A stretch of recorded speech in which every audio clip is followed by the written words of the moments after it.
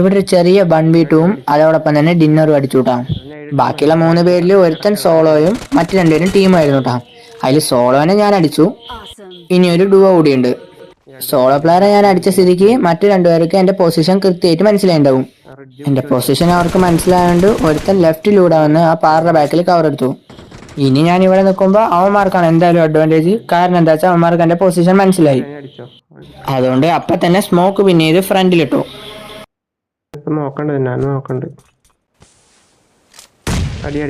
പിന്നെ എന്തോ ഭാഗ്യത്തിന് റൈറ്റിലുള്ളവൻ അവിടെ സ്മോക്ക് ഇട്ട് നിറച്ചുകൊണ്ട് എനിക്ക് കവർ എടുക്കാൻ പറ്റി.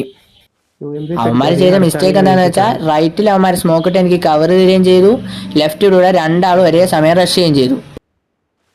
അതിനിടയ്ക്ക് അവന്മാർ മോളിയൊക്കെ ഇടുണ്ടായിരുന്നു. ഇനി ഇവിടെ കിടന്ന പ്രശ്നമാണെന്നുള്ളതുകൊണ്ട് തന്നെ ഞാൻ റൈറ്റിലെ മരത്തിന്റെ അടുത്ത് പോയി കവർ എടുത്തു.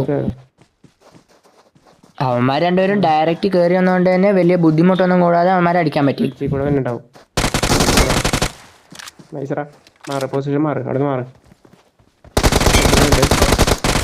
അത്രയുള്ള വീഡിയോ ഇഷ്ടപ്പെട്ട എല്ലാവരും ലൈക്ക് ചെയ്ത് സപ്പോർട്ട് ചെയ്യട്ടോ.